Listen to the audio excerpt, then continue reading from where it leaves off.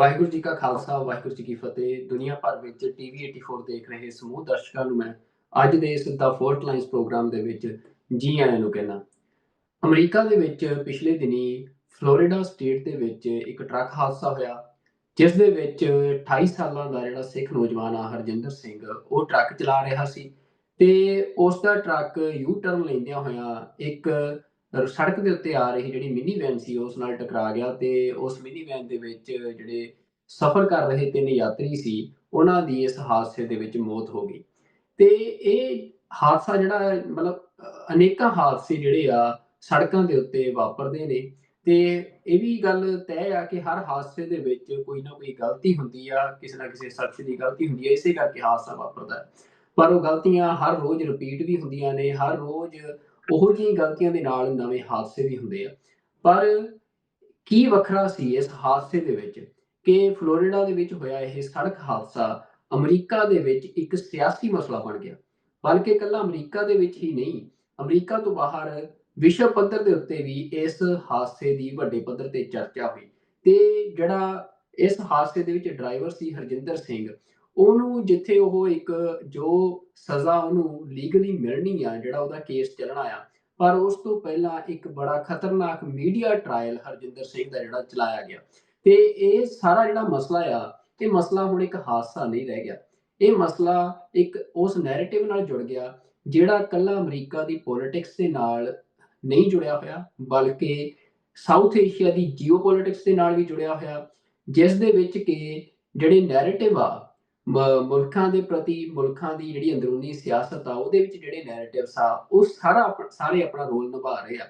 ਖਾਸ ਤੌਰ ਦੇ ਉੱਤੇ ਜਿਹੜਾ ਇਹ ਮਸਲਾ ਸੀ, ਇਹਦੇ ਵਿੱਚ ਕਿਉਂਕਿ ਡਰਾਈਵਰ ਇੱਕ ਸਿੱਖ ਡਰਾਈਵਰ ਸੀ ਤੇ ਅੱਜ ਜਿਹੜੀ ਅਮਰੀਕਾ ਦੇ ਵਿੱਚ ਇੰਟਰਨਲ ਪੋਲਿਟਿਕਸ ਆ, ਉਹ ਇਲੀਗਲ ਇਮੀਗ੍ਰੈਂਟਸ ਦੇ ਖਿਲਾਫ ਅਸੀਂ ਕਹਿ ਸਕਦੇ ਹਾਂ ਕਿ ਜਿਹੜੀ ਮੌਜੂਦਾ ਸਰਕਾਰ ਆ, ਉਹ ਇੱਕ ਬੜਾ ਸਟਰੋਂਗ ਨੈਰੇਟਿਵ ਪੁਸ਼ ਕਰ ਰਹੀ ਆ।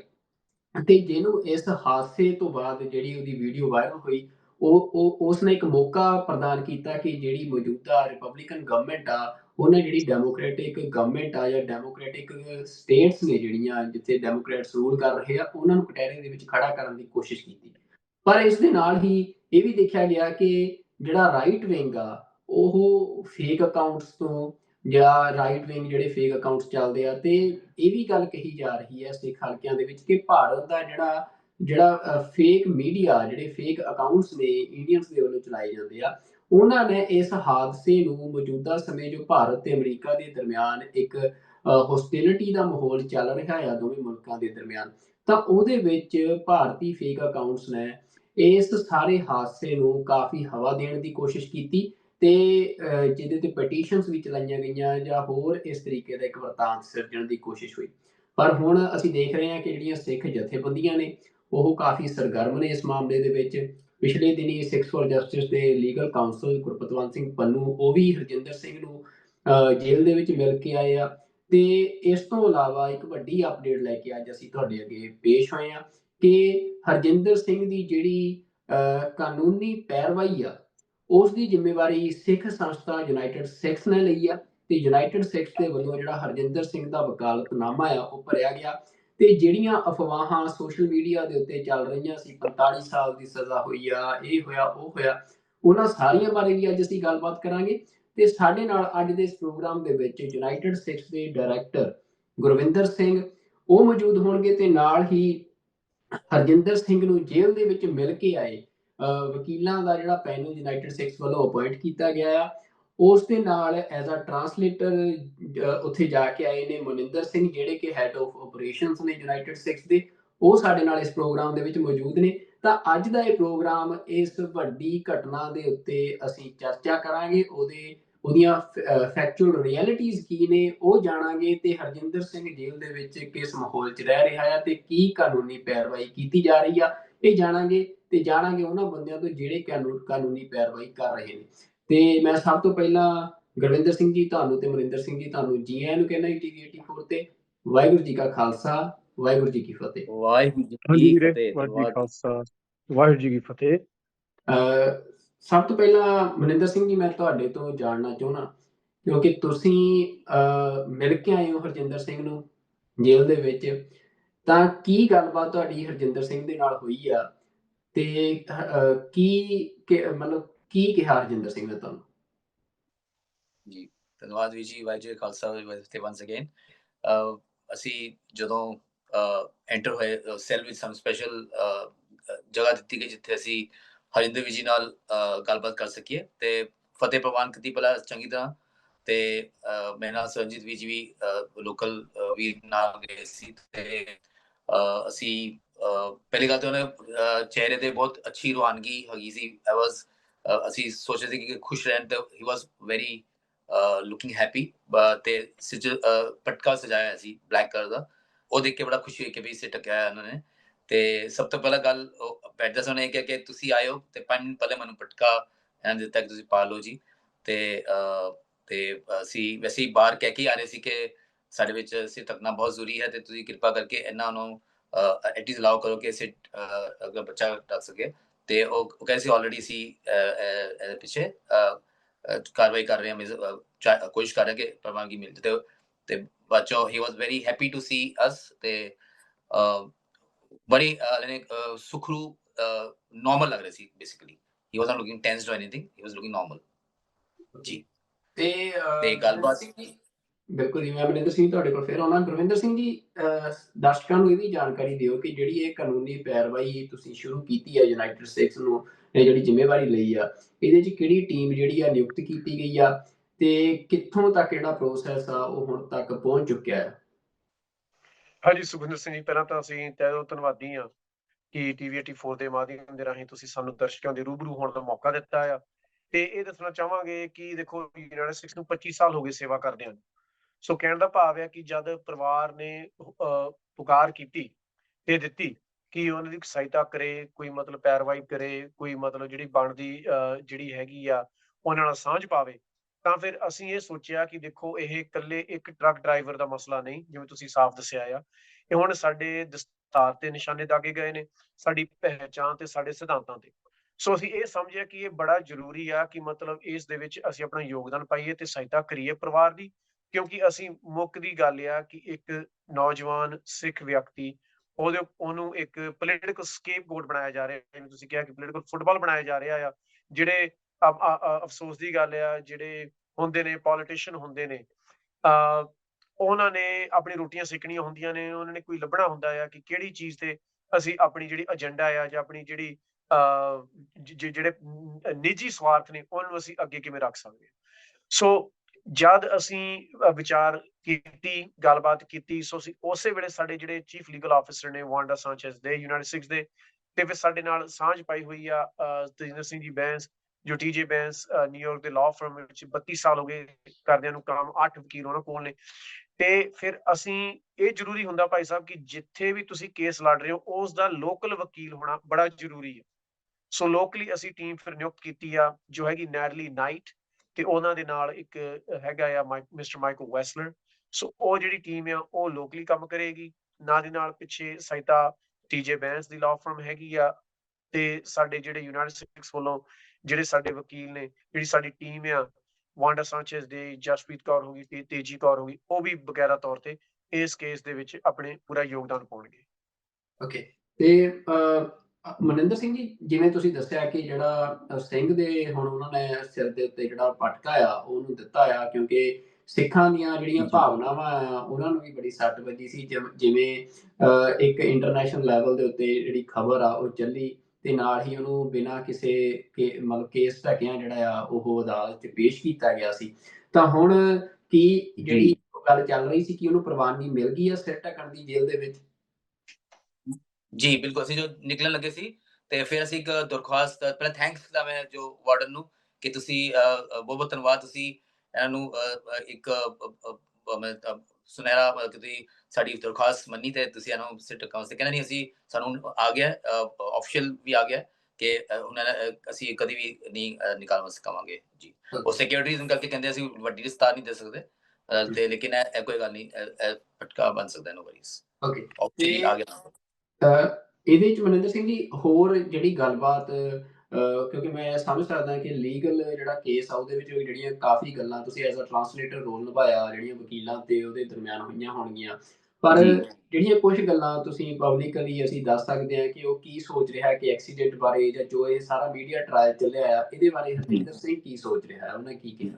जी विजी you absolutely right good you told कि कुछ चीज़ें ऐसी है जो प्रिविलेज्ड होती हैं जो हले पब्लिकली आउट नहीं कर सकते गुरु की कृपा मतलब ये भी साਡਾ फर्ज है कि but as translator from person to person जो बहुत कॉमन चीज़ मैं ਨਾਲ ਜ਼ਰੂਰ ਡਿਸਕਸ ਕਰ ਸਕਦਾ ਜੀ ਕਿ ਹੀ ਵਾਸ ਇਨ ਚੜ੍ਹਦੀ ਕਲਾ। ਸਭ ਤੋਂ ਪਹਿਲਾਂ ਅਸੀਂ ਤੇ ਮਤਲਬ ਕਿ regarding the accident he was very ਮਤਲਬ ਕਿ ਉਹਦਾ ਇੱਕ ਸਰਪ੍ਰਾਈਜ਼ ਹੈਗਾ ਸੀ ਕਿ ਇਹ ਕਿਸ ਤਰ੍ਹਾਂ ਉਹ ਗੱਡੀ ਆ ਗਈ ਵਿਚਕਾਰ ਲਾਈਕ ਕਿਉਂਕਿ ਸਾਰੀ ਗੱਡੀਆਂ ਰੁਕੀਆਂ ਹੋਈਆਂ ਸੀ, ਇਹ ਗੱਡੀ ਇੱਕਦਮ ਆ ਗਈ ਆਊਟ ਆਫ ਨੋਵੇਅਰ ਤੇ ਉਸ ਹਿਸਾਬ ਨਾਲ ਉਹ ਸਰਪ੍ਰਾਈਜ਼ ਸੀ and then that scene got cut ਜੋ ਵਾਇਰਲ ਹੋ ਰਿਹਾ। ਉਹਦੇ ਬਾਅਦ ਜੋ ਉਹਦੇ ਭਾਵਨਾ ਉਹ ਕੈਪਚਰ ਨਹੀਂ ਹੋਈਆਂ and he really work very hard too moral support ਵੀ ਦਿੱਤਾ ਉਹਨੇ ਉਸ ਨੂੰ ਜੋ ਵਿਕਟਮ ਜੋ ਇੱਕ ਉਹਨੂੰ ਕਿਹਾ ਵੀ ਕਿ ਕੋਸ਼ਿਸ਼ ਕਰਕੇ ਨਾ ਉਹਨੂੰ ਹੱਥ ਫੜ ਕੇ ਉਹਦਾ ਕਿਹਾ ਕਿ ਆ ਰਹੇ ਨੇ that way he was very involved। ऐसा नहीं कि कोई रिमोर्स नहीं या कोई proactive नहीं सी, ऐसा नहीं है, sensitive C proactive C. he was very much he didn't run try to run anywhere and miss it was normal जैसे जो गुरसिख होता है जिस तरह वो proper Gursikh soft hearted Gursikh वकन behave कर रहा सी बिल्कुल। he wanted to help basically। Okay, जी ਬਿਲਕੁਲ ਇਹ ਮਨਿੰਦਰ ਸਿੰਘ ਜੀ ਇੱਕ ਕਿਉਂਕਿ ਬੜੀ ਵੱਡੀ ਗੱਲ ਆ ਕਿ ਅਸੀਂ ਇਹ ਦੇਖ ਰਹੇ ਹਾਂ ਕਿ ਸਾਰੇ ਕੇਸ ਦੇ ਵਿੱਚ ਸਿਰਫ ਇੱਕ ਫੁਟੇਜ ਜਿਹੜੀ ਆ ਉਹ ਵਾਇਰਲ ਕੀਤੀ ਗਈ ਜਿਹਦੇ 'ਚ ਉਹ ਕਾਰ ਜਿਹੜੀ ਆ ਉਸ ਟਰੱਕ 'ਚ ਵੱਜ ਰਹੀ ਆ ਤੇ ਉਹ ਯੂ ਟਰਨ ਲੈ ਰਹੇ ਆ। ਪਰ ਇਹ ਗੱਲ ਬੜੀ ਅਹਿਮ ਆ ਕਿ ਉਸ ਐਕਸੀਡੈਂਟ ਤੋਂ ਬਾਅਦ ਇਹ ਜਿਹੜੇ ਦੋਵੇਂ ਸਿੱਖ ਨੌਜਵਾਨ ਸੀ, ਹਰਜਿੰਦਰ ਸਿੰਘ ਤੇ ਉਹਦਾ ਸਾਥੀ, ਉਹ ਮੌਕੇ ਤੇ ਹੀ ਰਹੇ ਤੇ ਉਹਨਾਂ ਨੇ ਮਤਲਬ ਜਿਹੜੇ ਇਸ ਹਾਦਸੇ ਦਾ ਸ਼ਿਕਾਰ ਹੋਏ ਲੋਕ ਆ ਉਹਨਾਂ ਦੇ ਨਾਲ ਆਪਣੀਆਂ ਭਾਵਨਾਵਾਂ ਵੀ ਪ੍ਰਗਟ ਕੀਤੀਆਂ, ਉਹਨਾਂ ਨੂੰ ਜੋ ਹੈਲਪ ਕਰ ਸਕਦੇ ਸੀ ਕਰਨ ਦੀ ਕੋਸ਼ਿਸ਼ ਵੀ ਕੀਤੀ। ਤੇ ਇਹ ਜਿਹੜਾ बिल्कुल ਇਸ਼ੂ 100%। ਆ, ਇਹ ਬਿਲਕੁਲ ਅਸੀਂ ਦੇਖ ਰਹੇ ਹਾਂ ਕਿ ਮੀਡੀਆ 'ਚੋਂ ਇਹ ਸਾਰੀ ਗੱਲਬਾਤ ਦੇ ਵਿੱਚੋਂ ਇਹਨੂੰ ਮਨਫੀ ਕਰ ਦਿੱਤਾ ਗਿਆ। ਤੇ ਇਹ ਜਿਹੜੀ ਗੱਲ ਅਸੀਂ ਹੁਣ ਪਿਛਲੇ ਦਿਨੀਂ ਬਲਕਿ ਟੀਵੀ 84 ਤੇ ਵੀ ਗੁਰਪਤਵੰਤ ਸਿੰਘ ਪੰਨੂ ਦੀ ਵੀਡੀਓ 3 ਲੱਖ ਤੋਂ ਉੱਤੇ ਲੋਕ ਦੇਖ ਚੁੱਕੇ ਆ ਇਕੱਲੇ YouTube ਤੇ, ਜਿਹਦੇ 'ਚੋਂ ਦੱਸ ਰਹੇ ਆ ਕਿ ਉਹਨੂੰ ਇਸ ਗੱਲ ਦਾ ਪਛਤਾਵਾ ਆ ਕਿ ਮਤਲਬ ਇਸ ਤਰ੍ਹਾਂ ਮੇਰੇ ਨਾਲ ਇਹ ਹਾਦਸਾ ਹੋਇਆ ਤੇ 3 ਬੰਦਿਆਂ ਦੀ ਜਾਨ ਚਲੀ ਗਈ। ਤੇ ਗੁਰਵਿੰਦਰ ਸਿੰਘ ਜੀ, ਮੈਂ ਤੁਹਾਡੇ ਤੋਂ ਇਹ ਜਾਣਨਾ ਚਾਹੁੰਦਾ ਕਿ ਇੱਕ ਮਸਲਾ ਬੜਾ ਉਭਾਰਿਆ ਗਿਆ ਜੀ ਕਿ ਇਹ ਜਿਹੜਾ ਹਰਜਿੰਦਰ ਸਿੰਘ ਆ ਇਹ ਇਲੀਗਲੀ ਅਮਰੀਕਾ ਦੇ ਵਿੱਚ ਆਇਆ ਹੈ, ਇਲੀਗਲ ਆ ਇਹ ਮਤਲਬ, ਪਰ ਅਸੀਂ ਦੇਖ ਰਹੇ ਹਾਂ ਕਿ ਉਹਦਾ ਜਿਹੜਾ ਉਹਦੇ ਕੋਲ ਲਾਇਸੈਂਸ ਆ, ਡਰਾਈਵਿੰਗ ਲਾਇਸੈਂਸ, ਉਹ ਅਫੀਸ਼ੀਅਲ ਲਾਇਸੈਂਸ ਆ। ਉਹਨੇ ਬਿਲਕੁਲ ਇੱਥੇ ਟਰਾਈ ਦੇ ਕੇ ਉਹ ਲਾਇਸੈਂਸ ਲਿਆ, ਜਿਹੜਾ ਇੱਕ ਪ੍ਰੋਸੀਜਰ ਹੈਗਾ ਉਹਨੂੰ ਸਾਰਿਆਂ ਨੂੰ ਫੋਲੋ ਕਰਕੇ ਉਹ ਕਮਰਸ਼ੀਅਲ ਡਰਾਈਵਰ ਦਾ ਲਾਇਸੈਂਸ ਆ ਉਹਦੇ ਕੋਲ। ਤੇ ABC ਨਿਊਜ਼ ਦੀ ਮੈਂ ਆਰਟੀਕਲ ਦੇਖ ਰਿਹਾ ਸੀ, ਉਹ ਕਹਿੰਦੇ ਕਿ ਇਹ ਵੀ ਕਨਫਰਮ ਨਹੀਂ ਆ ਕਿ ਜਿਹੜੀ ਇਹ ਗੱਲ ਕਹੀ ਜਾ ਰਹੀ ਹੈ ਕਿ ਇਲੀਗਲ, ਕਿਉਂਕਿ ਉਹਨੇ ਵਾਸ਼ਿੰਗਟਨ ਸਟੇਟ ਦੇ ਵਿੱਚੋਂ ਲਾਇਸੈਂਸ ਲਿਆ ਕਮਰਸ਼ੀਅਲ ਦਾ ਤੇ ਉਹ ਇਲੀਗਲ ਸਟੇਟਸ ਤੇ ਨਹੀਂ ਮਿਲਦਾ ਆ। ਤਾਂ ਮਤਲਬ ਇਹਦੇ ਤੇ ਤੁਸੀਂ ਥੋੜੀ ਜਿਹੀ ਕੋਈ ਕਲੈਰੀਫਿਕੇਸ਼ਨ ਦੇ ਸਕਦੇ ਹੋ ਕਿ ਉਹਦਾ ਸਟੇਟਸ ਕੀ ਆ, ਜਾਂ ਜਿਹੜਾ ਇਹ ਰੌਲਾ ਪਾਇਆ ਜਾ ਰਿਹਾ ਕਿ ਉਹ ਇਲੀਗਲ ਆ, ਇਹਦੇ ਤੇ ਕੀ ਜਾਣਕਾਰੀ ਹੈ ਤੁਹਾਡੇ ਕੋਲ? ਹਾਂਜੀ ਦੇਖੋ ਸੁਖਵਿੰਦਰ ਭਾਜੀ ਕਿ ਕਈ ਚੀਜ਼ਾਂ ਹੁੰਦੀਆਂ ਨੇ ਜਿਹੜੇ ਹੁਣ ਕੇਸ ਚੱਲਣਾ ਆ ਤਾਂ ਉਹਦੇ ਵਿੱਚ ਜਿਹੜੇ ਸਬੂਤ ਦੇ ਤਹਿਤ ਗੱਲਾਂ ਹੋਣੀਆਂ ਨੇ, ਪਰ ਅਸੀਂ ਇਹਨਾਂ ਜ਼ਰੂਰ ਕਹਿ ਸਕਦੇ ਹਾਂ ਕਿ ਉਹਨਾਂ ਨੂੰ ਰਾਈਟ ਟੂ ਵਰਕ ਹੈਗਾ ਆ, ਕਿ ਉਹਨਾਂ ਨੂੰ ਇਹ ਕੰਮ ਕਰਨ ਦੀ ਇਜਾਜ਼ਤ ਹੈਗੀ ਆ। ਤੇ ਜਿਵੇਂ ਤੁਸੀਂ ਜਵਾਬ ਆਪਣੇ ਸਵਾਲ 'ਚ ਜਵਾਬ ਦਿੱਤਾ, ਉਹਨਾਂ ਦੇ ਹੱਥੀਂ CDL ਆ। ਤੋ ਜਦ ਕੋਈ ਵੀ ਸੜਕ ਹਾਦਸਾ ਹੁੰਦਾ ਜਾਂ ਕੁਛ ਵੀ ਹੁੰਦਾ, ਪੁਲਿਸ ਉੱਥੇ ਮੌਕੇ-ਵਾਰ ਤੇ ਆਉਂਦੀ ਆ। ਪੁਲਿਸ ਪਹਿਲਾਂ ਇਹੀ ਦੇਖਦੀ ਆ। ਹੁਣ ਦੇਖੋ ਮੈਂ ਤੁਹਾਨੂੰ ਇਹ ਕਹਿ ਸਕਦਾ ਹਾਂ ਕਿ ਅਸੀਂ ਗੱਡੀ ਚਲਾਈਏ ਤੇ ਐਕਸੀਡੈਂਟ ਹੋ ਜਾਵੇ ਜਾਂ ਸਾਨੂੰ ਕੋਈ ਚਲਾਨ ਕੱਟੇ ਤੇ ਸਾਡੇ ਕੋਲ ਲਾਇਸੈਂਸ ਨਾ ਹੋਵੇ, ਸਾਨੂੰ ਉਹਦਾ ਵੀ ਚਲਾਨ ਮਿਲ ਜਾਂਦਾ ਆ। ਹੈ ਨਾ ਜੀ? ਤੇ ਫਿਰ ਜੇ ਇਹ ਲਾਇਸੈਂਸ ਵੈਲਿਡ ਨਾ ਹੋਵੇ ਜਾਂ ਲਾਇਸੈਂਸ ਦੇ ਬਗੈਰ ਗੱਡੀ ਚਲਾਉਂਦੇ ਹੋਣ ਤਾਂ ਉਹਦੀ ਵੀ ਚਰਚਾ ਹੋਵੇ। ਸੋ ਬਕਾਇਦਾ ਤੌਰ ਤੇ ਕਹਿਣ ਦਾ ਭਾਵ ਇਹ ਆ ਕਿ ਜਦ ਤੁਹਾਡੇ ਕੋਲ CDL ਹੈਗਾ ਆ, ਉਹ ਕਾਫ਼ੀ ਗੱਲਾਂ ਦਾ ਜਵਾਬ ਵੀ ਦੇ ਦਿੰਦਾ ਆ ਕਿ ਤੁਹਾਨੂੰ ਟ੍ਰੇਨਿੰਗ ਵੀ ਲੈਣੀ ਪੈਂਦੀ ਆ, ਤੁਹਾਨੂੰ ਇਮਤਿਹਾਨ ਵੀ ਦੇਣੇ ਪੈਂਦੇ ਨੇ, ਫਿਰ ਹੀ ਤੁਹਾਨੂੰ ਇਹ CDL ਜਿਹੜਾ ਲਾਇਸੈਂਸ ਆ ਤੁਹਾਨੂੰ ਮਿਲਦਾ ਆ। ਤੇ ਤੇ ਉਹਦੀ ਸਟੇਟਸ ਕੀ ਆ ਜਾਂ ਨਹੀਂ ਹੈਗੀ, ਉਹਦੇ ਵਿੱਚ ਮੇਰੇ ਖਿਆਲ ਡੂੰਘਾਈ ਵਿੱਚ ਜਾ ਕੇ ਕਈ ਵਾਰ ਇਹ ਹੁੰਦਾ ਆ ਕਿ ਕੁਛ ਜਿਹੜੀ ਲੀਗਲ ਟਰਮਸ ਹੁੰਦੇ ਨੇ ਜਿਹੜੀ ਵਰਤੀਆਂ ਜਾਂਦੀਆਂ ਨੇ, ਸੋ ਅਸੀਂ ਉਹਨਾਂ ਵਿੱਚ ਨਹੀਂ ਜਾਵਾਂਗੇ। ਪਰ ਇਹ ਜ਼ਰੂਰ ਕਵਾਂਗੇ ਕਿ ਪ੍ਰੈਜ਼ੀਡੈਂਟ ਟਰੰਪ ਦੀ ਪਹਿਲੀ ਟਰਮ ਵਿੱਚ 2018 ਵਿੱਚ ਹਰਜਿੰਦਰ ਸਿੰਘ ਜੀ ਇੱਥੇ ਆਉਂਦੇ ਨੇ ਤੇ ਉਹ ਬਕਾਇਦਾ ਤੌਰ ਤੇ ਕਾਨੂੰਨ ਦੇ ਤਹਿਤ ਆਪਣਾ ਕੰਮ ਕਰ ਰਹੇ ਨੇ ਤੇ ਕਾਨੂੰਨ ਦੇ ਤਹਿਤ ਆਪਣਾ ਇਮਤਿਹਾਨ ਦੇ ਕੇ CDL ਉਹ ਪ੍ਰਾਪਤ ਕਰਦੇ ਨੇ। ਤੇ ਉਹ CDL ਉਹ ਜਿਹੜੇ ਹੈਗੇ ਟਰੱਕ ਡਰਾਈਵਿੰਗ ਵਿੱਚ ਉਹ ਕਈ ਸਾਲ ਦੇ ਵਿੱਚ ਚਲਾ ਰਹੇ ਨੇ। ਤੇ ਜਿਹੜੇ ਵੀ ਬੰਦਿਆਂ ਨਾਲ ਗੱਲ ਕੀਤੀ ਜਾ ਰਹੀ ਆ ਜਾਂ ਉਹਨਾਂ ਦੇ ਯਾਰ ਦੋਸਤ ਨੇ ਜਾਂ ਕੰਪਨੀ ਵਾਲੇ ਨੇ, ਉਹ ਕਹਿ ਰਹੇ ਨੇ ਕਿ ਬਹੁਤ ਹੀ ਸੁਚੱਜੇ ਤੇ ਵਧੀਆ ਡਰਾਈਵਰ ਰਹੇ ਨੇ ਤੇ ਸਗੋਂ ਕੰਪਨੀ ਨੂੰ ਉਹਨਾਂ ਵੱਲੋਂ ਕੋਈ ਗਿਲਾ ਸ਼ਿਕਵਾ ਵੀ ਨਹੀਂ ਰਿਹਾ। ਤੇ ਅਸੀਂ ਇਹ ਵੀ ਕਹਿਣਾ ਚਾਹਾਂਗੇ ਭਾਜੀ ਕਿ ਜਿਹੜੇ ਸਾਡੇ ਵੀਰ ਇਹ ਵੀਡੀਓ ਦੇਖ ਰਹੇ ਨੇ, ਕਿਉਂਕਿ ਪੰਜਾਬੀ ਦੀ ਕਈ ਵਾਰ ਆਦਤ ਹੈਗੀ ਹੈ ਕਿ ਅਸੀਂ ਬੜੇ ਬੋਲੇ ਹਾਂ, ਹੈ ਨਾ ਜੀ, ਬੜੀਆਂ ਗੱਲਾਂ ਕਰ ਲੈਂਦੇ ਹਾਂ, ਬੜੇ ਵਿਚਾਰ ਕਰ ਲੈਂਦੇ ਹਾਂ।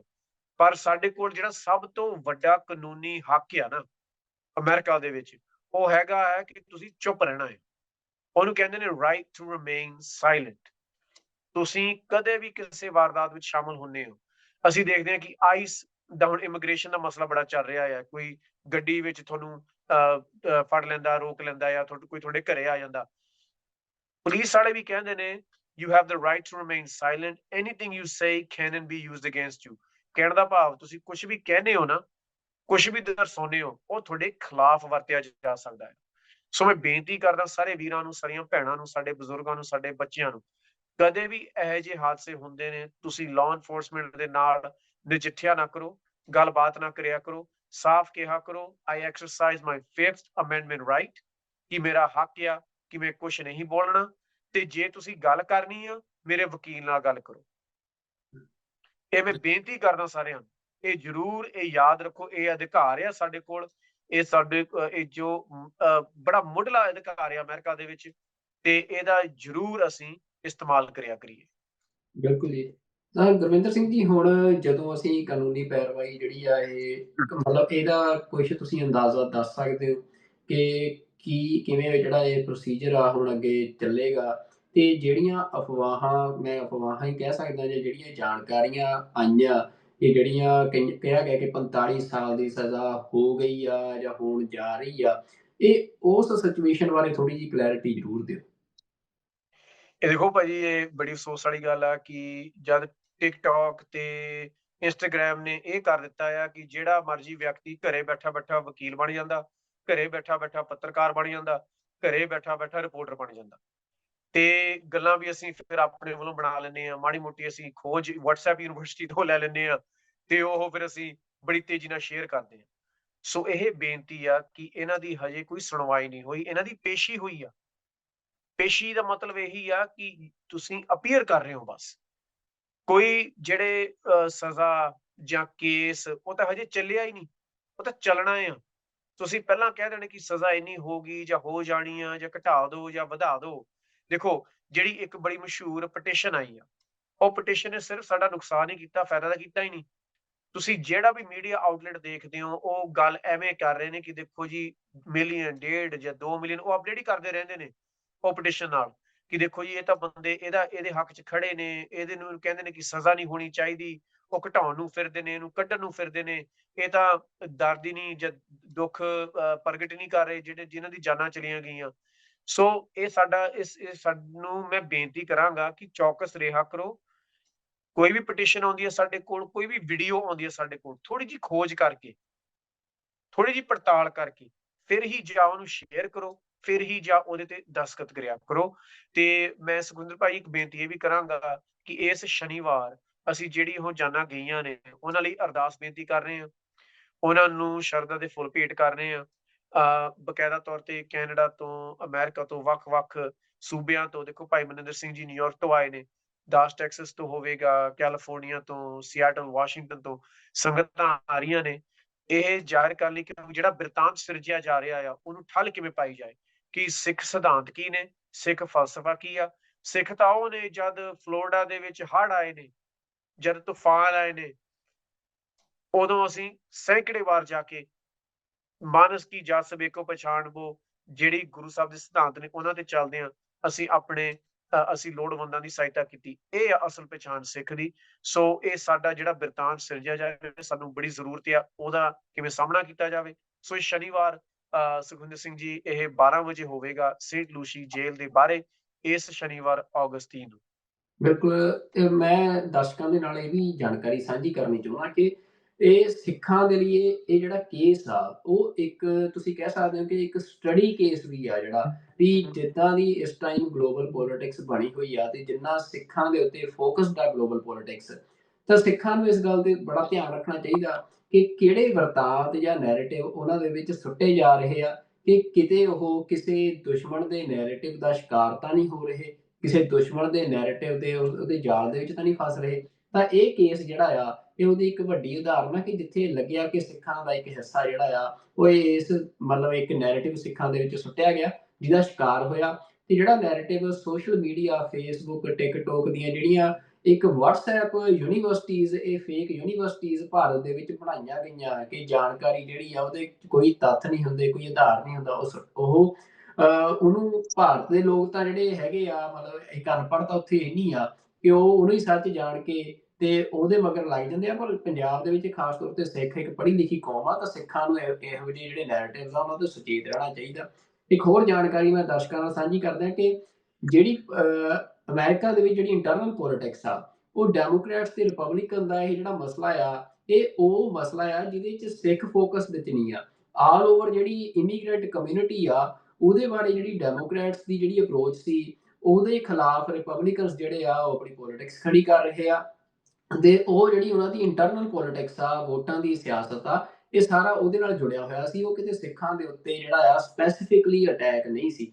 ਪਰ ਜਿਹੜਾ ਨੈਰੇਟਿਵ, ਜਿਵੇਂ ਭਾਈ ਸਾਹਿਬ ਨੇ ਦੱਸਿਆ ਕਿ ਜਿਹੜੀ ਉਹ ਪਟੀਸ਼ਨ ਲੱਖਾਂ ਦੇ ਵਿੱਚ ਇਹ ਗੱਲ ਤੇ ਸਾਈਨ ਕੀਤੀ ਗਈ ਕਿ ਤੁਸੀਂ ਮਤਲਬ ਇਹ ਐਜ਼ ਆ ਤੁਹਾਨੂੰ ਕਮਿਊਨਿਟੀ ਇਹ ਪੇਸ਼ ਕੀਤਾ ਗਿਆ ਕਿ ਜਿੱਥੇ ਅੱਜ ਇੰਡੀਆ ਅਮਰੀਕਾ ਦੇ ਖਿਲਾਫ ਇੱਕ ਭਾਰਤੀਆਂ ਦੇ ਵਿੱਚ ਇੱਕ ਹੇਟ ਪੈਦਾ ਕਰਨ ਦੀ ਕੋਸ਼ਿਸ਼ ਕਰ ਰਿਹਾ, ਉਹਦੇ ਵਿੱਚ ਸਿੱਖਾਂ ਨੂੰ ਵੀ ਆਪਣੇ ਨਾਲ ਉਹਨਾਂ ਨੇ ਅਲਾਈ ਬਣਾਉਣ ਦੀ ਕੋਸ਼ਿਸ਼ ਕੀਤੀ ਹੈ। ਇਸ ਸਾਰੇ ਦੌਰ ਦੇ ਵਿੱਚ ਤਾਂ ਸਿੱਖਾਂ ਨੂੰ ਇਹਨਾਂ ਸਾਰੀਆਂ ਸਾਜ਼ਿਸ਼ਾਂ, ਚਾਲਾਂ ਤੋਂ ਜਿਹੜਾ ਆ ਉਹ ਸੁਚੇਤ ਰਹਿਣਾ ਚਾਹੀਦਾ ਆ। ਤੇ ਮਨਿੰਦਰ ਸਿੰਘ ਜੀ, ਮੈਂ ਹੁਣ ਤੁਹਾਡੇ ਕੋਲ ਆਉਣਾ ਕਿ ਜੇਲ੍ਹ ਦੇ ਵਿੱਚ ਤੁਸੀਂ ਦੱਸਿਆ ਕਿ ਜਿਹੜਾ ਸਿੰਘ ਆ ਉਹ ਚੜ੍ਹਦੀ ਕਲਾ 'ਚ ਆ, ਉਹਨੂੰ ਇਸ ਗੱਲ ਦਾ ਪਛਤਾਵਾ ਵੀ ਆ ਕਿ ਉਹ ਇਸ ਹਾਦਸੇ ਦੇ ਵਿੱਚ ਸ਼ਾਮਲ ਸੀ ਜਿਹਦੇ 'ਚ 3 ਜਾਨਾਂ ਚਲੇ ਗਈਆਂ। ਤੇ ਉਹਨੇ ਕੋਈ ਆਪਣੇ ਪਰਿਵਾਰ ਦੇ ਲਈ ਕੋਈ ਸੁਨੇਹਾ ਜਾਂ ਉਹਦੀ ਆਪਣੇ ਪਰਿਵਾਰ ਦੇ ਨਾਲ ਗੱਲਬਾਤ ਜਿਹੜੀ ਆ ਉਹ ਲਗਾਤਾਰ ਹੋ ਰਹੀ ਆ, ਉਹਦੇ ਬਾਰੇ ਕੋਈ ਜਾਣਕਾਰੀ ਤੁਸੀਂ ਸਾਨੂੰ ਦੇ ਸਕਦੇ ਹੋ? ਜੀ ਬਿਲਕੁਲ, ਉਹ ਇਨ ਟੱਚ ਹੈਗਾ ਆਪਣੇ ਪਰਿਵਾਰ ਨਾਲ। ਤੇ ਅਸੀਂ ਇਨਫੈਕਟ ਉਹਨੂੰ ਆਫਰ ਵੀ ਕੀਤਾ ਸੀ ਕਿ ਆਈ ਮੀਨ ਸਾਡੇ ਜੋ ਅਟਰਨੀ ਨੇ ਕਿ ਤੁਹਾਨੂੰ ਕੁਝ ਚਾਹੀਦਾ ਤੇ ਫਿਰ ਫॉर ਐਗਜ਼ਾਮਪਲ ਗੁਟਕਾ ਜਾਂ ਤੇ ਉਹਨੇ ਕਹਿੰਦੀ ਮੈਂ ਸਿਮਰਨ ਚ ਵਿੱਚ ਹੀ ਲੀਨ ਹੋਣਾ, ਮੈਨੂੰ ਬਹੁਤ ਸਕੂਨ ਹੋਚੇਗਾ and I am absolutely fine. ਤੇ ਦੂਜਾ ਮਤਲਬ ਕਿ ਬੇਸਿਕਲੀ ਪਛਤਾਵਾ ਇਨ ਵਾਟ ਸੈਂਸ ਕਿ ਉਹ ਪਛਤਾਵਾ ਨਾਲੋਂ ਉਹ ਜ਼ਿਆਦਾ ਹੈਗਾ ਕਿ ਇਹ ਹੋਇਆ ਕੀ, ਉਹ ਗੱਡੀ ਆਈ ਕਿੱਥੋਂ, ਉਹ ਹੈਰਾਨਗੀ ਸੀ ਮੋਰ ਦੈਨ। ਤਾਂ ਨੈਚੁਰਲੀ ਗੁਰਸਿੱਖ ਹੈਗਾ ਤੇ ਮੈਂ ਵੀ ਗੁਰਸਿੱਖ ਸੀ, ਸਾਰੇ ਗੁਰਸਿੱਖ ਬੈਠੇ ਆ ਇਸ ਵੇਲੇ, ਤੇ ਕੁਛ ਨਾ ਹੋਇਆ ਕਿਸੇ ਨਾ ਕੁਛ ਗਲਤ ਵਰਤਦਾ ਤੇ ਉਹ ਤੇ ਨੈਚੁਰਲੀ ਅਸੀਂ ਤੇ ਭਾਵੇਂ ਅਸੀਂ ਇਨਵੋਲਵ ਹੋਏ ਨਾ ਹੋਈਏ ਉਹਦੇ ਅੰਦਰ, ਭਾਵੇਂ ਉਹ ਵੀ ਬੱਚਾ ਇਨਵੋਲਵ ਹੁੰਦਾ ਨਹੀਂ ਹੁੰਦਾ, ਤਾਂ ਵੀ ਉਹਨੇ ਹੈਲਪ ਕਰਨੀ ਸੀ, ਤਾਂ ਵੀ ਉਹਨੇ ਅੱਗੇ ਵਧਣਾ ਸੀ। ਇਟਸ ਨਾਟ ਦੈਟ ਕਿ ਉਹਦੇ ਨਾਲ ਉਸ ਕਰਕੇ ਹੋਇਆ। ਐਕਸੀਡੈਂਟ ਇਜ਼ ਐਕਸੀਡੈਂਟ, ਪਹਿਲੀ ਗੱਲ ਸਾਨੂੰ ਸਮਝਣਾ ਚਾਹੀਦਾ ਕਿ ਉਹ ਕਿਸੇ ਨਾਲ ਵੀ ਹੋ ਸਕਦਾ ਹੈ ਤੇ ਕਿਸ ਤਰ੍ਹਾਂ ਇਟਸ ਨਾਟ ਇੰਟੈਂਸ਼ਨਲ। तो उस time as a Gursikh even if he was not driving, even if he was side ਉਹਨੇ ਉਹ ਹੈਲਪ ਕਰਨੀ ਸੀ। तो ਪਛਤਾਵਾ ਨਾ ਦੀ ਚੀਜ਼ ਨਹੀਂ ਐਗਜ਼ੈਕਟਲੀ ਹੈ, ਇਜ਼ ਸਮਥਿੰਗ ਉਹਦਾ ਪ੍ਰੋਐਕਟਿਵਨੈਸ ਹੈਗਾ ਸੀ, ਹੀ ਹੈਲਪ ਦ ਪਰਸਨ। ਬਾਕੀ ਜੋ ਹੀ is in touch with his family ਤੇ ਫਰੈਂਡਸ, ਹੀ ਬਹੁਤ ਉਹਨਾਂ ਨੂੰ ਆਸਥਾ ਆਪਣੇ ਫਰੈਂਡਸ ਵੀ ਹੈ ਤੇ ਉਹ ਬਕਾਇਦਾ ਮਤਲਬ ਕਿ ਸਟੇਬਲ ਐਂਡ ਹੈਪੀ ਮੇਨ ਗੁਰੂ ਦੇ ਆਸਰੇ ਨਾਲ, ਗੁਰਮੇ ਸੰਸਥਾ ਨਾਲੇ ਉਸ ਨੂੰ ਲੈ ਕੇ ਉਹ ਬੜਾ ਸਟਰੋਂਗਲੀ ਹੀ ਇਜ਼ देयर। ਠੀਕ ਹੈ ਜੀ। ਗੁਰਵਿੰਦਰ ਸਿੰਘ ਜੀ, ਮੈਂ ਹੁਣ ਜਾਂਦੇ ਜਿਹੜੀ ਇੱਕ ਆਖਰੀ ਗੱਲ ਤੁਹਾਡੇ ਤੋਂ ਪੁੱਛਣੀ ਚਾਹੁੰਦਾ ਕਿ ਜਿਹੜਾ ਇਸ ਕੇਸ ਦੇ ਵਿੱਚ ਅਸੀਂ ਦੇਖਿਆ ਕਿ ਜਿਹੜੀ ਸਿੱਖਾਂ ਦੇ ਜਿਹੜੀ ਦਸਤਾਰ ਆ, ਉਹਦੇ ਪ੍ਰਤੀ ਸ਼ਾਇਦ ਜਿਹੜਾ ਅਮਰੀਕਾ ਦੇ ਵਿੱਚ ਲੰਬੇ ਸਮੇਂ ਤੋਂ ਸਿੱਖ ਰਹਿ ਰਹੇ ਨੇ, ਤੇ ਜਿੱਥੇ ਕੋਈ ਭਾਈਚਾਰਾ ਰਹਿੰਦਾ ਹੁੰਦਾ, ਇਹ ਵੀ ਗੱਲ ਸੁਭਾਵਿਕ ਆ ਕਿ ਕੇਸ ਪੈਂਦੇ ਨੇ, ਜੇਲ੍ਹਾਂ ਵੀ ਹੁੰਦੀਆਂ ਨੇ, ਸਾਰਾ ਕੁਛ ਚੱਲਦਾ ਆ।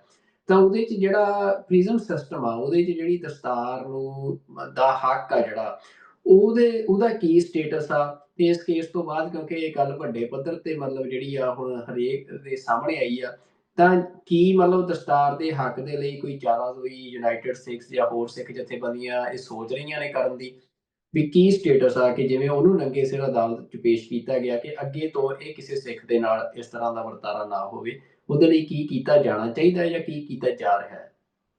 ਬਿਲਕੁਲ ਭਾਈ ਸਾਹਿਬ, ਦੇਖੋ ਇਹ ਕਈ ਵਾਰ ਜਿਹੜੇ ਇਹ ਮੌਕੇ ਹੁੰਦੇ ਨੇ, ਇਹ ਹਲੂਣਾ ਹੁੰਦੀਆਂ ਨੇ ਕੌਮ ਲਈ। ਇਹ ਇੱਕ ਚੇਤਾਵਨੀ ਵੀ ਹੁੰਦੀ ਆ, ਇਹ ਦੱਸਣ ਲਈ ਕਿ ਤੁਸੀਂ ਕਿੱਥੇ ਖੜੇ ਹੋ, ਤੁਹਾਨੂੰ ਕੀ ਕਰਨਾ ਚਾਹੀਦਾ ਆ। ਸੋ ਇਹਦੇ ਵਿੱਚ ਅਸੀਂ ਇਹ ਵੀ ਦੇਖਿਆ ਕਿ ਜਿਹੜਾ ਬਿਰਤਾਂਤ ਸਿਰਜਣ ਲਈ ਸਾਨੂੰ ਅੱਗੇ ਆਉਣਾ ਪੈਣਾ ਆ, ਕਿਉਂਕਿ ਜੇ ਇੱਕ ਇਹੋ ਜਿਹੇ ਹਾਦਸੇ ਦੇ ਨਾਲ ਮੁੱਢਲੇ ਤੌਰ ਤੇ ਟ੍ਰੋਲਿੰਗ ਜਾਂ ਮਤਲਬ ਇੱਕਦਮ ਹੀ ਮੀਡੀਆ ਦੀ ਪ੍ਰੋਫਾਈਲਿੰਗ ਤੁਹਾਨੂੰ ਨਿਗਾਰਨ ਦੀ ਕੋਸ਼ਿਸ਼ ਕਰਦੀ ਹੈ, ਤਾਂ ਅਸੀਂ ਕਿਵੇਂ ਸਾਹਮਣਾ ਕਰਾਂਗੇ? ਸਾਡਾ ਸਾਹਮਣੇ ਕਰਨ ਦਾ ਜਿਹੜੇ ਹੈਗੇ ਨੇ ਹਥਿਆਰ ਕੀ ਨੇ, ਜਾਂ ਸਾਡੇ ਕੋਲ ਸੰਦ ਕੀ ਨੇ? ਸੋ ਇੱਕ ਤਾਂ ਉਹ ਹੋ ਗਿਆ। ਦੂਜੀ ਗੱਲ ਹੋ ਗਈ ਕਿ ਤੁਸੀਂ ਜੇਲ੍ਹ ਸਿਸਟਮ ਵਿੱਚ ਜਾਂਦੇ ਹੋ, ਦੇਖੋ ਇੱਥੇ ਇੱਕ ਤਾਂ ਹੁੰਦਾ ਫੈਡਰਲ, ਇੱਕ ਹੁੰਦਾ ਸਟੇਟ, ਇੱਕ ਹੁੰਦਾ ਲੋਕਲ। ਸੋ ਜਿਹੜੇ ਜੇਲ੍ਹ ਨੇ ਉਹ ਵੀ ਇਹਨਾਂ ਤਿੰਨਾਂ ਆਧਾਰਾਂ ਤੇ ਹੈਗੇ ਨੇ। ਕਈ ਫੈਡਰਲ ਜੇਲ੍ਹ ਵੀ ਹੈਗੇ ਨੇ, ਕਈ ਸਟੇਟ ਜੇਲ੍ਹ ਵੀ ਹੈਗੇ ਨੇ, ਕਈ ਕਾਉਂਟੀ ਤੇ ਲੋਕਲ ਜੇਲ੍ਹ ਵੀ ਹੈਗੇ ਨੇ। ਤੇ ਅਫਸੋਸ ਦੀ ਗੱਲ ਆ, ਉਹ ਸਾਰਿਆਂ ਦੇ ਵੱਖਰੇ ਵੱਖਰੇ ਕਾਨੂੰਨ ਨੇ, ਉਹਨਾਂ ਦੀ ਵੱਖਰੀਆਂ ਵੱਖਰੀਆਂ ਤਹਿਕੀਕਾਤ ਨੇ, ਉਹਨਾਂ ਦੇ ਵੱਖਰੇ ਵੱਖਰੇ ਤੁਸੀਂ ਕਹਿ ਸਕਦੇ ਹੋ ਨਿਯਮ ਹੈਗੇ ਨੇ। ਸੋ ਬਕਾਇਦਾ ਤੌਰ ਤੇ ਜਦੋਂ ਇਹ ਕੇਸ ਸਾਡੇ ਸਾਹਮਣੇ ਆਇਆ, ਸਾਨੂੰ ਇਹ ਮਹਿਸੂਸ ਹੋਇਆ ਕਿ ਦੇਖੋ ਇਹਨਾਂ ਨਾਲ ਗੱਲ ਕਰਨੀ ਚਾਹੀਦੀ ਆ। ਸੋ ਤੁਸੀਂ ਕਿਹੜੇ ਕਿਹੜੇ ਲੈਵਲ ਤੇ ਕਿਹੜੇ ਕਿਹੜੇ ਤੁਸੀਂ ਕਹਿ ਸਕਦੇ ਹੋ ਕਿ ਮੰਜ਼ਿਲ ਤੇ ਤੁਸੀਂ ਪਹੁੰਚ ਸਕਦੇ ਹੋ ਤੇ ਗੱਲ ਕਰਕੇ ਆਪਣੀ ਪਹੁੰਚ ਵਧਾ ਸਕਦੇ ਹੋ। ਸੋ ਇਹ ਫਲੋਰੀਡਾ ਵਿੱਚ ਹੋਇਆ, ਤੇ ਜੇ ਕੈਲੀਫੋਰਨੀਆ ਹੁੰਦਾ, ਉਹਨਾਂ ਦੀ ਸਟੇਟ ਵਿੱਚ ਪਹਿਚਾਣ ਹੈਗੀ ਆ, ਪਤਾ ਆ। ਸੋ ਸਾਨੂੰ ਇਹ ਮਹਿਸੂਸ ਆ ਕਿ ਹੁਣ ਫਲੋਰੀਡਾ ਸਾਨੂੰ ਕਰਨੀ ਪਵੇਗੀ। ਤੇ ਇਹ ਵੀ ਮਹਿਸੂਸ ਹੈ ਕਿ ਜਿੱਥੇ ਵੀ ਸਾਡੇ ਵੀਰ ਭੈਣ ਲੋਕਲੀ ਰਹਿੰਦੇ ਨੇ, ਉਹ ਵੀ ਪਤਾ ਕਰਨ, ਤੇ ਜੇ ਜ਼ਰੂਰਤ ਆ, ਜੇ ਮਦਦ ਤੁਹਾਨੂੰ ਚਾਹੀਦੀ ਆ, ਜੇ ਸਹੂਲਤਾਂ ਚਾਹੀਦੇ ਨੇ, ਤੁਸੀਂ ਯੂਨਾਈਟਿਡ ਸਟੇਟਸ ਨਾਲ ਸੰਪਰਕ ਜ਼ਰੂਰ ਕਰੋ। ਕਿਉਂਕਿ ਤੁਹਾਡੀ ਗੱਲ ਬਿਲਕੁਲ ਸਹੀ ਆ, ਇਹ ਤਾਂ ਮੀਡੀਆ ਵਿੱਚ ਆ ਗਿਆ। ਹੋ ਸਕਦਾ ਕੋਈ ਹੋਰ ਸੈਂਕੜੇ ਸਾਡੇ ਵੀਰਾਂ ਭੈਣ ਹੋਣ ਜਿਹੜੇ ਮੀਡੀਆ ਵਿੱਚ ਨਹੀਂ ਆਉਂਦੇ, ਪਰ ਉਹਨਾਂ ਨਾਲ ਵੀ ਇਹੀ ਭਾਣਾ ਵਰਤਦਾ ਹੋਵੇ। ਸੋ ਇਹਦੇ ਲਈ ਸਾਨੂੰ ਚੌਕਸ ਹੋਣਾ ਪਵੇਗਾ ਭਾਈ ਸਾਹਿਬ, ਤੇ ਬੜੀ ਗੰਭੀਰਤਾ ਨਾਲ ਕਾਰਜ ਵੀ ਤੇ ਹੰਭਲਾ ਵੀ ਮਾਰਨਾ ਪਵੇਗਾ। ਬਿਲਕੁਲ ਜੀ। ਗੁਰਵਿੰਦਰ ਸਿੰਘ ਜੀ, ਕੋਈ ਕੇਸ ਬਾਰੇ ਕੋਈ ਗੱਲ ਤੁਹਾਨੂੰ ਲੱਗਦਾ ਹੋਵੇ ਕਿ ਜਿਹੜੀ ਰਹਿ ਗਈ ਹੋਵੇ, ਤੁਸੀਂ ਸਾਂਝੀ ਕਰਨੀ ਚਾਹੁੰਦੇ ਹੋ ਦਰਸ਼ਕਾਂ ਦੇ ਨਾਲ? ਹਾਂਜੀ, ਬੇਨਤੀ ਇਹ ਹੈ ਜੀ ਕਿ ਦੇਖੋ ਜਿਹੜੀ ਅਫਵਾਹਾਂ ਉੱਡਦੀਆਂ ਨੇ ਕਦੇ ਸੋਸ਼ਲ ਮੀਡੀਆ ਤੇ ਜਾਂ ਕਿਤੇ, ਉਹਨਾਂ ਤੋਂ ਪਲੀਜ਼ ਗੁਰੇਜ਼ ਕਰੀਏ, ਉਹਨਾਂ ਤੋਂ ਚੌਕਸ ਰਹੀਏ। ਤੇ ਜਿਹੜੇ ਸਾਡੇ ਖਿਲਾਫ ਬਿਤਾਨ ਸਿਰਜਣ ਦੀ ਕੋਸ਼ਿਸ਼ ਕਰ ਰਹੇ ਨੇ, ਅਸੀਂ ਉਹਨਾਂ ਨੂੰ ਵੀ ਕਹਿ ਰਹੇ ਹਾਂ ਕਿ ਉਹ ਵੀ ਸੁਚੇਤ ਰਹਿਣ। ਕਿਉਂਕਿ ਜਿਵੇਂ ਤੁਸੀਂ ਕਿਹਾ, ਕਈ ਵਾਰ ਸਾਨੂੰ ਇਹ ਵੀ ਸਾਡੇ ਸੋਸ਼ਲ ਮੀਡੀਆ ਤੇ ਦੇਖਣ ਨੂੰ ਆ ਰਿਹਾ ਕਿ ਕੋਈ ਗੁਰੂ ਗ੍ਰੰਥ ਸਾਹਿਬ ਜੀ ਦੇ ਖਿਲਾਫ ਬੜੇ ਅਪਸ਼ਬਦ ਬੋਲ ਰਿਹਾ ਹੈ। ਕੋਈ ਕਹਿ ਰਿਹਾ ਹੈ ਕਿ ਤੁਹਾਨੂੰ 84 ਦੁਬਾਰਾ ਯਾਦ ਦਿਲਾ ਦਾਂਗੇ। ਹੁਣ ਇਹ ਕੋਈ ਗੋਰਾ ਤਾਂ ਨਹੀਂ ਹੈਗਾ, ਜਾਂ ਕੋਈ ਅਮਰੀਕਨ ਮੂਲ ਦੇ ਬੰਦੇ ਤਾਂ ਨਹੀਂ ਹੈਗੇ। ਸੋ ਸਾਨੂੰ ਇਹ ਪਤਾ ਲੱਗ ਰਿਹਾ ਕਿ ਕੌਣ ਇਹ ਖੇਡਾਂ ਖੇਡ ਰਿਹਾ ਆ। ਤੇ ਜਿਹੜੇ ਗੋਰੇ ਨੇ, ਜਿਹੜੇ ਨਸਲੀ ਤੌਰ ਤੇ ਸਾਨੂੰ ਨਹੀਂ ਬਰਦਾਸ਼ਤ ਕਰ ਰਹੇ, ਉਹਨਾਂ ਲਈ ਤੁਸੀਂ ਭਾਈ ਸੋਨਾ ਵੀ ਬਣ ਜਾਓ। ਜਿਹੜੇ ਨਸਲੀ ਬੰਦੇ ਹੁੰਦੇ ਨੇ, ਉਹਨਾਂ ਲਈ ਤੁਸੀਂ ਸੋਨਾ ਬਣ ਜਾਓ, ਉਹਨਾਂ ਲਈ ਤੁਸੀਂ ਪੈਗੰਬਰ ਬਣ ਜਾਓ, ਉਹਨਾਂ ਨੇ ਤੁਹਾਨੂੰ ਸਵੀਕਾਰ ਨਹੀਂ ਕਰਨਾ। ਪਰ ਜਿਹੜੀ ਅਗਿਆਨਤਾ ਹੈਗੀ ਆ, ਉਹ ਜਿਹੜੀ ਗੈਪ ਆ, ਉਹ ਜਿਹੜਾ ਖਲਾ ਆ, ਉਹ ਭਰਨ ਦਾ ਸਾਡਾ ਫਰਜ਼ ਬਣਦਾ ਆ। ਸੋ ਸਾਨੂੰ ਕਮਰ ਕੱਸਾ ਕਰਕੇ ਜਿਹੜੇ ਸਿੱਖੀ ਦੇ ਸਿਧਾਂਤ ਨੇ, ਫਲਸਫੇ ਨੇ, ਉਹਨਾਂ ਨੂੰ ਮੀਡੀਆ ਦੇ ਰਾਹੀਂ ਦਰਸਾਉਣਾ ਪਵੇਗਾ। ਸਾਨੂੰ ਸਾਡੇ ਘਰੋਂ ਬਾਹਰ ਨਿਕਲਣਾ ਪਵੇਗਾ। ਸਾਨੂੰ ਸਾਡੇ ਕਮਿਊਨਿਟੀ ਦੇ ਵਿੱਚ ਹਿੱਸਾ ਪਾਉਣਾ ਪਵੇਗਾ। ਵਰਨਾ ਅਸੀਂ ਇਹ ਜਿਹੜੇ ਇਹ ਚੀਜ਼ਾਂ ਦੇ ਸ਼ਿਕਾਰ ਬਣਦੇ ਰਵਾਂਗੇ, ਤੇ ਫਿਰ ਸਾਡੇ ਬੱਚੇ ਸਾਨੂੰ ਪੁੱਛਣਗੇ ਕਿ ਜਦ ਤੁਹਾਡੇ ਕੋਲ ਮੌਕਾ ਸੀਗਾ, ਜਦ ਤੁਹਾਡੇ ਕੋਲ ਜ਼ਰੀਏ ਸੀਗੇ, ਜਦ ਤੁਹਾਡੇ ਕੋਲ ਸਮਾਂ ਸੀਗਾ, ਜਦ ਤੁਹਾਡੇ ਕੋਲ ਕਾਬਲੀਅਤ ਸੀਗੀ, ਤੁਸੀਂ ਕੀ ਕੀਤਾ? ਅਸੀਂ ਉਹਨਾਂ ਦੀ ਅੱਖਾਂ 'ਚ ਅੱਖਾਂ ਪਾ ਕੇ ਇਹ ਤਾਂ ਨਹੀਂ ਕਹਿ ਸਕਦੇ ਕਿ ਪੁੱਤ ਮੈਂ ਤਾਂ ਗੱਡੀ ਖਰੀਦਣ 'ਚ ਬੜਾ ਮਤਲਬ ਮੇਰੇ ਕੋਲ ਵਿਹਲ ਨਹੀਂ ਮਿਲਿਆ, ਮੈਂ ਤਾਂ ਘਰ-ਬਾਰ ਬਣਾ ਰਿਹਾ ਸੀਗਾ। ਉਹਨੇ ਕਹਿਣਾ ਤੁਸੀਂ ਸਾਡੇ ਲਈ ਸਾਡੇ ਜਿਹੜਾ ਰਾਹ ਆ ਉਹ ਪੱਧਰਾ ਕੀਤਾ, ਜਾਂ ਸਗੋਂ ਹੋਰ ਉਹਦੇ ਕੰਡੇ ਬੀਜੇ ਨੇ। ਸੋ ਮੈਂ ਬੇਨਤੀ ਕਰਦਾ ਸਾਰਿਆਂ ਨੂੰ, ਸਾਡੇ ਭੈਣ ਭਰਾਵਾਂ ਨੂੰ, ਕਿ ਦੇਖੋ ਜਿਹੜੀ ਇਹ ਸਾਡੀ ਕੌਮ ਆ ਸੁਖਵਿੰਦਰ ਸਿੰਘ, ਇਹ ਕਦੇ ਸਿਰ ਦੇਣ ਲਈ ਗੁਰੇਜ਼ ਨਹੀਂ ਕੀਤੀ, ਕਦੇ ਵੀ।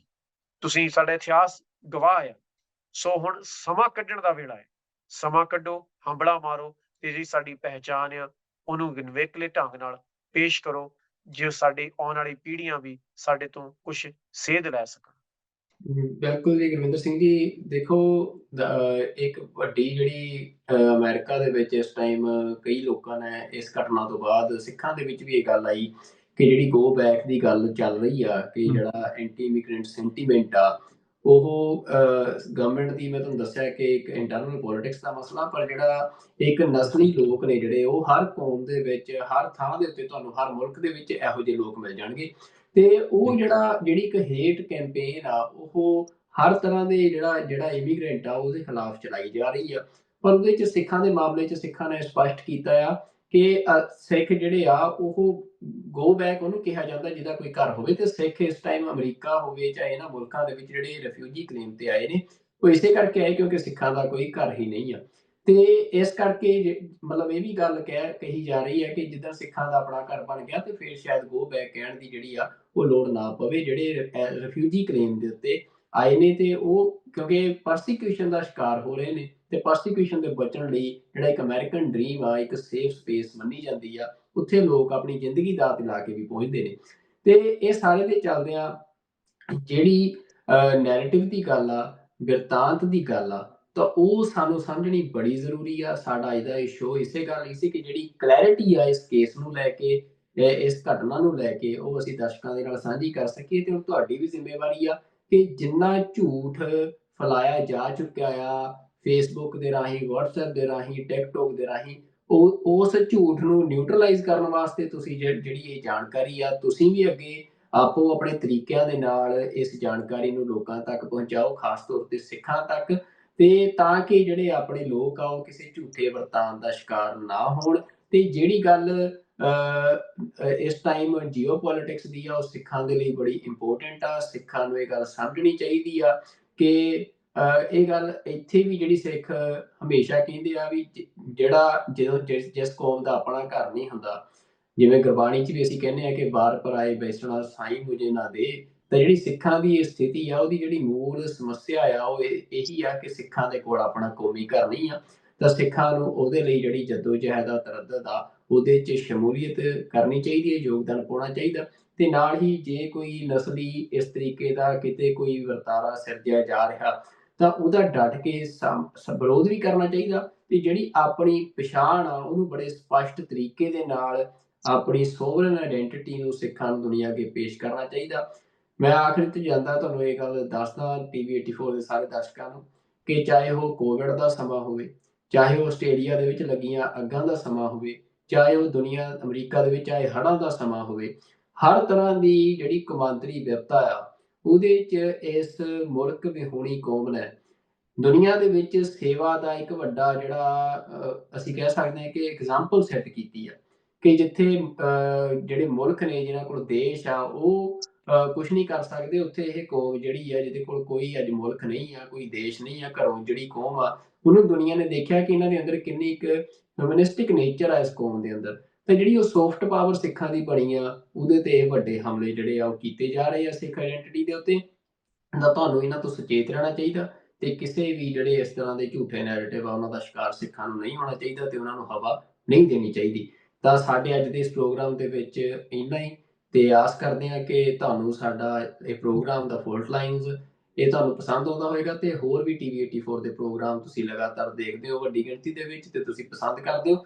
ਤੇ ਅਸੀਂ ਉਮੀਦ ਕਰਦੇ ਹਾਂ ਕਿ ਟੀਵੀ 84 ਤੁਹਾਡੀਆਂ ਡੋਨੇਸ਼ਨਸ ਦੇ ਸਿਰ ਤੇ ਚੱਲਦਾ ਤੇ ਤੁਸੀਂ ਟੀਵੀ 84 ਨੂੰ ਟੀਵੀ 84 ਦੀ ਜਿਹੜੀ ਵੈਬਸਾਈਟ ਆ tv84.com/donate ਦੇ ਉੱਤੇ ਜਾ ਕੇ ਤੁਸੀਂ ਆਪਣੀਆਂ ਡੋਨੇਸ਼ਨਸ ਦੇ ਸਕਦੇ ਹੋ। ਨਾਲ ਹੀ ਤੁਸੀਂ ਚੈੱਕ ਬਣਾ ਕੇ ਟੀਵੀ 84 ਦੇ ਐਡਰੈਸ ਤੇ ਵੀ ਭੇਜ ਸਕਦੇ ਹੋ ਟੀਵੀ 84 ਦੇ ਨਾਮ ਤੇ ਨਾਲ ਹੀ ਟੀਵੀ 84 ਦੀਆਂ ਨਵੀਆਂ ਐਪਸ ਜਿਹੜੀ ਐਂਡਰੋਇਡ ਐਪ ਆ ਤੇ ਐਪਲ ਦੀ iOS ਐਪ ਆ, ਨਵੀਆਂ ਐਪਸ ਬਣਾਈਆਂ ਗਈਆਂ ਨੇ, ਤੁਸੀਂ ਉਹਨਾਂ ਨੂੰ ਆਪਣੇ ਫੋਨਸ ਦੇ ਵਿੱਚ ਡਾਊਨਲੋਡ ਕਰੋ ਤਾਂ ਕਿ ਜਿਹੜਾ ਸਿੱਖ ਨੈਰੇਟਿਵ ਆ, ਹੱਕ ਸੱਚ ਦੀ ਆਵਾਜ਼ ਆ, ਉਹ ਤੁਹਾਨੂੰ ਪਤਾ ਲੱਗ ਸਕੇ ਕਿ ਅਸਲ 'ਚ ਸੱਚਾਈ ਕੀ ਆ, ਤੁਸੀਂ ਝੂਠੇ ਨੈਰੇਟਿਵਸ ਤੋਂ ਬਚ ਸਕੋ। ਤੇ ਇਹਨਾਂ ਐਪਸ ਨੂੰ ਆਪਣੇ ਹਰ ਫੈਮਿਲੀ ਮੈਂਬਰ ਦੇ ਫੋਨ ਦੇ ਵਿੱਚ ਜ਼ਰੂਰ ਡਾਊਨਲੋਡ ਕਰਾਓ। ਤੇ ਸਾਡੇ ਅੱਜ ਦੇ ਪ੍ਰੋਗਰਾਮ ਦੇ ਵਿੱਚ ਇੰਨਾ ਹੀ। ਇੱਕ ਵਾਰ ਫਿਰ ਤੋਂ ਮੈਂ ਤੁਹਾਡਾ ਤੇ ਯੂਨਾਈਟਿਡ ਸਿੱਖਸ ਦਾ ਵੀ ਅਸੀਂ ਧੰਨਵਾਦ ਕਰਦੇ ਹਾਂ ਜਿਨ੍ਹਾਂ ਇਹ ਉਦਮ ਕੀਤਾ ਹੈ। ਤੇ ਤੁਹਾਡਾ ਹੀ ਬਹੁਤ ਧੰਨਵਾਦ ਭਾਜੀ ਸਾਡੇ ਨਾਲ ਜੁੜਨ ਦੇ ਲਈ। ਵਾਹਿਗੁਰੂ ਜੀ ਕਾ ਖਾਲਸਾ, ਵਾਹਿਗੁਰੂ ਜੀ ਕੀ ਫਤਿਹ। ਵਾਹਿਗੁਰੂ ਜੀ ਕਾ ਖਾਲਸਾ, ਵਾਹਿਗੁਰੂ ਜੀ ਕੀ ਫਤਿਹ ਜੀ।